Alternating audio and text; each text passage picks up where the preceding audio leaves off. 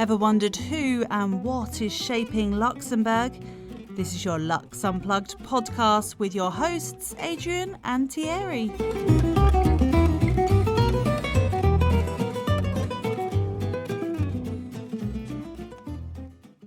Hi, I'm Thierry. And I'm Adrian. On this occasion, I'm having a conversation with Mike Reiffers, CEO and co-founder of Skeeled. Why did you invite Mike to the show? And what were your takeaways? I like Mike's success story. His startup focuses on the digitalization of the HR function within businesses. He groomed the Skeeled business plan while still being at uni with his longtime business partner. To me, he clearly demonstrated the level of tenacity required to make the market pivot from using traditional methods to adopting AI-driven tools. Yes, I agree. Even in my own experiences, hiring the right talent can be costly and time consuming for companies. And more importantly, Luxembourg has been a fertile ground for Skilled to test their business model and furthermore lay the foundations for international expansion. Indeed, Luxembourg has been for a long time an international melting pot where many cultures and ideas converge. And it turned out Skill perfectly exploited this opportunity at the right place and time. Sure thing. But now, without further ado, share this conversation with Mike Reiffers, CEO and co-founder at Skilled. Thank you, Mike, for coming on to the podcast. Well, thank you very much also for having me. Very excited to have a chat with you today. Great. So before we get into all the exciting questions and opportunities you were working on, can you tell us a little bit more about yourself and how would you describe your journey before and after Skeeled.com? Sure. So, I'm 32 years old. I'm Luxembourgish. I'm currently based also in Luxembourg, where the headquarters are of our company Skeeled. The journey to this adventure. Well, first of all, I did my bachelor degree in London, which was also the trigger for me to first discover what business was all about, but also where I met the co-founder today, Nicholas. He's the co-founder of Skeeled. So we basically met in London. We did the bachelor there together. Shortly after, I decided to take a master's degree in the south of France, where he didn't follow. So he was working during that time, and later on we met again on the second master for me and on the first master for him in Barcelona, with the key point of me joining because there was a business plan to do. And while we met in London, we always had some ideas of starting up one day together. And for me, it was really the person to do business with, at least to be aligned on the entrepreneurial mindset. So then I decided to go to Barcelona, and we did a master's together where we actually wrote the business plan of Skeeled, and shortly after, with a very successful business plan, we actually launched our adventure, Skeeled. Yeah. So the company is now 5 years old. So how long were you working on the initial business plan then? So the business plan was mainly during the year, that 1 year of master's degree. We had a team of 6 people, which were people from our class. Very very exciting to work with them because we had different competences. Of course, we had people that were good in financials, others in marketing, and Nico and myself, we overviewed and of course worked hardly on our idea as well. So yeah, it took us a year, and then of course. That was in 2014, and then of course then towards the end of the year we prepared everything, and 2015 was really the kickoff. I remember our first engineer joining us on the 1st of January 2015 to bring our ideas into real life. A question that I always like to ask is why have you chosen this career after uni? Yeah, that's a good question. Certainly, my parents asked me that question a couple of times after finishing my studies. For them, the traditional way would, of course, be that you start working and be a bit on your own. But that was for me not the case. Yeah, I think I always felt like the traditional job market was not something that would excite me. I always wanted to start something by myself. In my childhood, I did a lot of crazy things with people where uh, they were already sort of business-ish oriented, although it was kid stuff. But still, I always wanted to push something. And to change something, and when I met Nico, I think it was also the perfect combination. We both were aligned on our visions, and we had similar ideas of where we see the future. In this case, of course, specifically in the technology and everything. But for myself, it was always try to go a way that I always believed I would belong to, like the entrepreneur mindset. I certainly had it. I certainly still have it, and I always call it sort of a lifestyle. For me, being an entrepreneur means also working with people from different backgrounds. We have today over 30 people in our company with a lot of different backgrounds. I think it's very exciting to work with different cultures, and in general working with people. I think for me the biggest pleasure is to have a team around me, a team that follows a vision but that we all identify with, and not just my vision, even people that challenge the vision, and that together we reach our results. And I think that's for me the most exciting thing. For those who don't know the company or Skeeled in itself, in simple terms, how would you describe your business? And the second part of that would be obviously how has the HR industry changed over the past few years since you started? Yeah. So to answer your first question, I think what skill is all about. I would go back to the university year where we did the business plan. At that stage, Nico and myself were also applying for jobs, and it was then when we really discovered the HR world. We have no experience in HR. We are not the tech guys, but we were very much frustrated of seeing what it means, or at this point, what it meant to apply for jobs, having no answers, and specifically promoting yourself on a simple paper.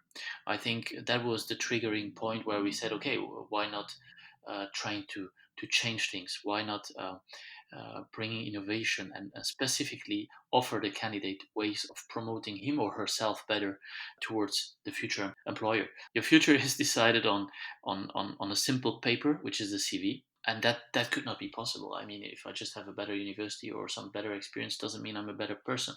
So we wanted to bring that forward, and so today, what Skilled is all about, it's of course we are a software as a service company, so we sell software specifically for recruitment, for HR departments. So what we do is we are a B2B software as a service provider, where you would implement skill to support and digitalize your recruitment process.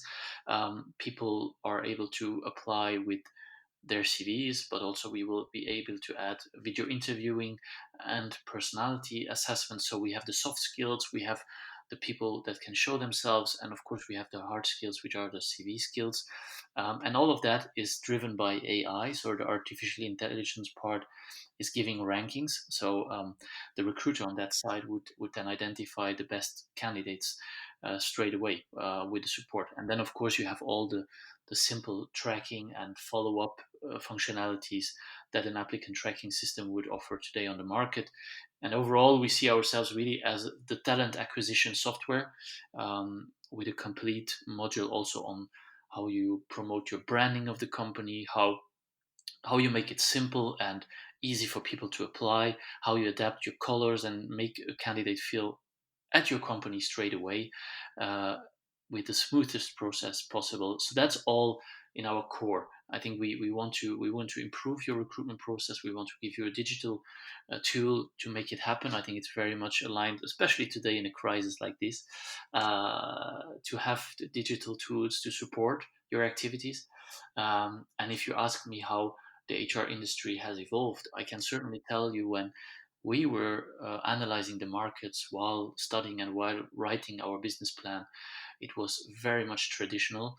A lot of paperwork, a lot of screening manually done, and those facts triggered really the the vision to go and bring technology in these departments and support recruiters in spending less time on all the administrative parts, but giving them a digital tool that would help them further invest that time that they save with using Skilled in the most important steps, which are after the steps of meeting the people, of showing the company, of talking with them in a face-to-face meeting. But the first stages, that's where we are focusing on, and that's where we are very strong in.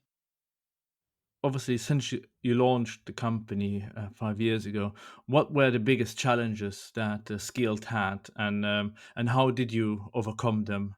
Of course, we had many. I think if you go for such an ambitious project in technology, in the human resource industry, so to look back, Nico nor I am tech guys. We were neither formed or did studies in human resources.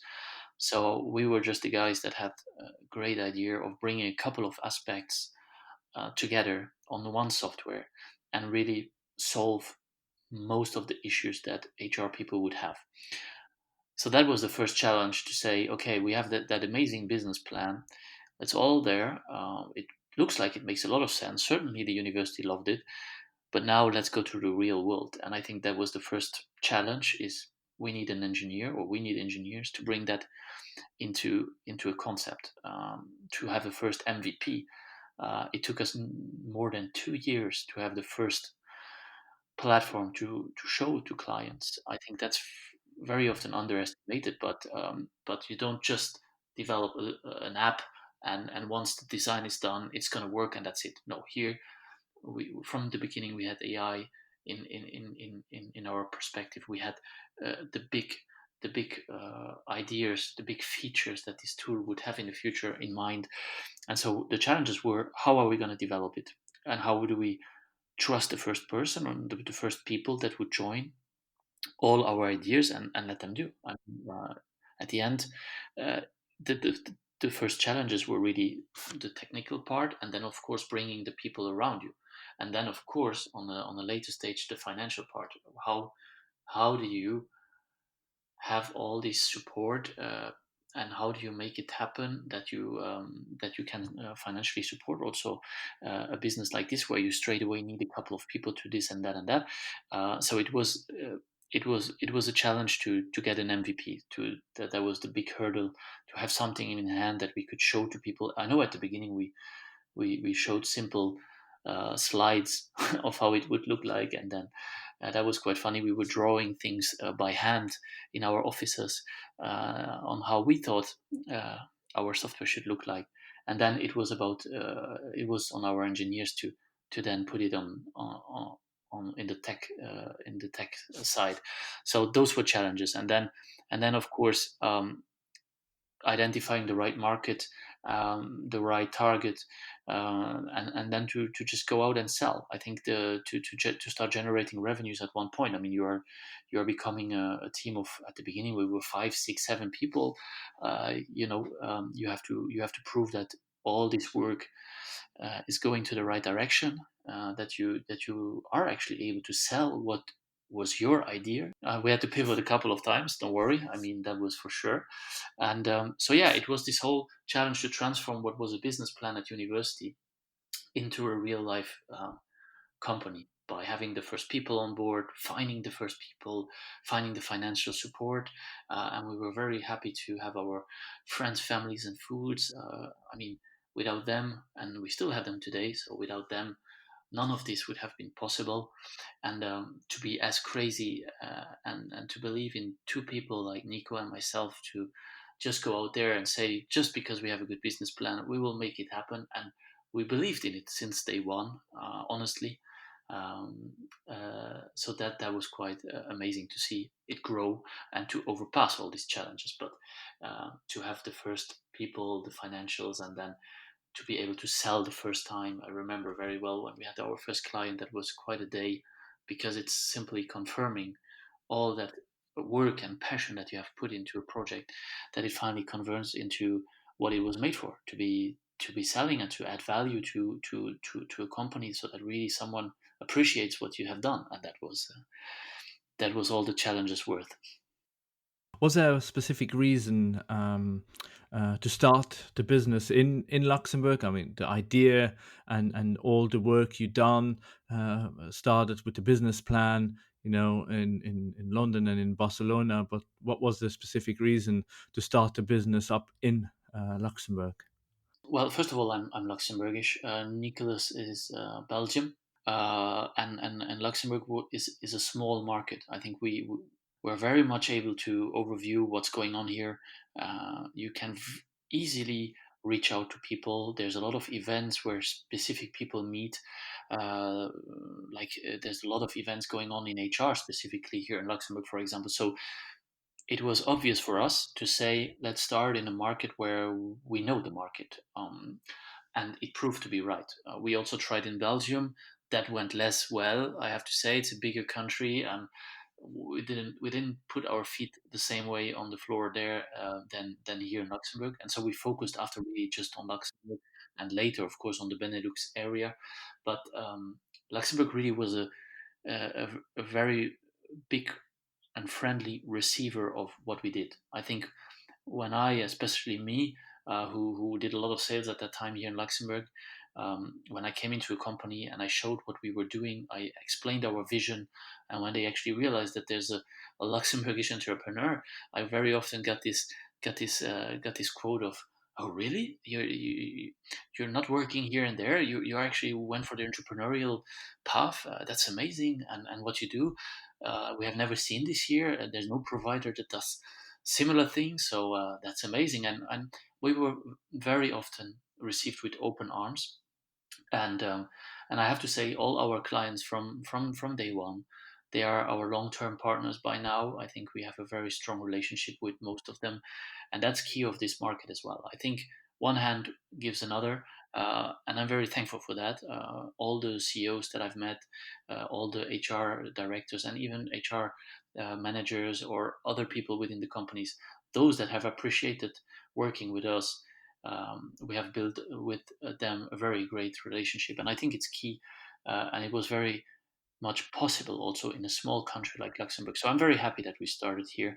It was an easy access to many businesses. It was a business friendly country.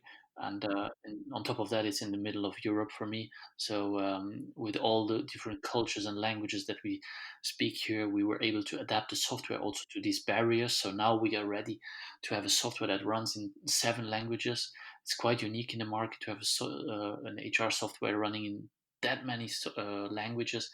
But we learned all that from this market, and so those were really key factors. And I still believe, and I'm still very happy that we started here. However, just to finish on that, I think no other market behaves the same as Luxembourg. I think that's also something that we saw and that we're currently seeing, is that no sales strategy or like this relationship management and everything works the same way than than here. So that's a big lesson, because we tried to be as strategical as here when implementing or when trying to gain market share in other countries, and that doesn't work. So um, yeah, it's a specific market. You have to know it, and it's very accessible. So it's very interesting to do business here in Luxembourg. One good question, I think, is where the listeners would be interested in is how can a small business benefit from your software? Some might only hire 1 to 3 resources per year and not 10 or 20. So how will they benefit from Skeeled? If you look at our company, we hire everyone since the beginning with Skilled. I mean, since it works. So that's from 2 years on till now. We were always around 10 to 15, 20 people. But yeah, I think first of all, you have a digital tool with a very modern utility. So I think people that apply for your company have a very smooth and easy recruitment process. I think that's the first thing. We can really much adapt it also in terms of when you look even at pricing. Now we can really find easy ways to adapt it to small businesses and make it affordable. Then, of course, you have the security point. Today, in the GDPR world, we have to respect a certain amount of things. The power, as I always say, becomes more and more towards people that apply. not towards the companies. So everyone has to watch out for how they maintain the data, how they store the data, etc. I think we are very strong in the GDPR point, so I think benefiting from a healthy system on how you protect yourself into the GDPR domain is very important. And then, of course, the data itself. People that apply, you might hire, as you said, one or two people over the year, but the more you grow, the more you might reuse these people that have applied in the past. And so there's different types of strategy that you can implement while using a software like Skeeled to acquire people, to be more visual outside. I think many small companies are looking for talent, but we can also help find that talent by helping to promote the company in the best way, by optimizing social media presence. All these kind of things are related to how we offer our services. And I'm pretty sure, well, we have the proof actually. We have very small companies that use Skilled, we have medium, and of course we have large size companies. So it's adaptable to any kind of need. And obviously, while we're recording this episode, we are in the COVID-19 pandemic. Do you see there's an opportunity for companies to promote services powered by AI like you do at the moment? That's a tricky question. I think AI becomes more and more present anyway. I think most of the softwares run on AI, either in a simplistic way or in an advanced. What is the core to ask yourself uh, is it is there a need to be as digital as possible? And I think what this crisis has shown, and specifically in this case the HR department, who from one day to another had to reorganize how people work tomorrow, digital processes and digital strategies make a lot of sense within a company. We certainly have seen it. That is a fact. People that have used, for example, also Skilled with the video interviewing, well, in general, the possibility to access the software from home in an easy way, to communicate with candidates, applicants. I think all these kind of things were very much welcomed in this time. But on top of that, other softwares are doing similar and great impacts in different layers of the company. So we use, if you look at all the the the communication tools that are out there that are used currently to overcome this crisis, and all the other softwares, I think AI driven software is the future anyway. We go that way. AI, big data, all these kind of hot topics will become only hotter in the future. And I think many companies that have applied digital strategies, including AI-driven softwares, are in a good hand now. And all the others, I'm not saying they are in a bad hand, but I think they will adapt much faster after this crisis. Similar strategies in case something like this reproduces, or just because they realize that people working remotely, etc., is a strategy for the future, and so you might need it anyway. And anyone interested in joining the company, where should they go? So we have on our website, skeel.com, you find a lot of information. First of what we do, of course, but then there's also a page that shows the careers that are currently open. And yeah, for anyone who's looking for maybe a new challenge, a new opportunity, we have a couple of jobs open. We are currently hiring, so the team is growing. We are just finishing a fundraising to push all our projects over the next year. So it's a very exciting moment to jump on board. Well, as the podcast is about business and it's also about Luxembourg, do you have any tips for people who want to open their business in Luxembourg? And that can be for people that are already in Luxembourg and finished studying and not sure what they want to do next. Yeah, I mean it's a hard question. I think there's always tips. I think the first is, are you gonna do it by yourself, or are you from the beginning thinking that you want to have a partner? I think for me it was very important to see a person that you could do business with, and to align and to share different competences and together. I think that was for me an important factor. So if you want to start, make sure that you're clear on this. If you want to go by yourself, then of course think clearly if there's a market need. I think there's a lot of good ideas, and even me, I have a lot of other ideas, but I think it's always difficult to find the differentiation factor compared to what is on the market. And once you should be clear on all that, well, make sure that you can back it up financially. It's not easy. Certainly, everything that you do requires financial backup. Make sure that you find the support, either with the friends, families, and fools, or on other ways. There's a lot of money out there to be invested, and people are listening carefully to ideas. So do the pitching right, yeah, and then grow step by step. Don't overrush, and have a healthy growth. If you're able to grow healthy, and always keep the value that you add as the vision, as the core vision. It's all about the value that you add, specifically in a country like Luxembourg. People will welcome you a lot if they can trust you, if the value that you add is there, and then you will have a lot of help here in this market. So I suggest that. And on top of that, if anyone wants to reach out also to myself, I'm more than happy to listen to your questions and answer some questions that you might have on Luxembourg specific or on entrepreneurship here.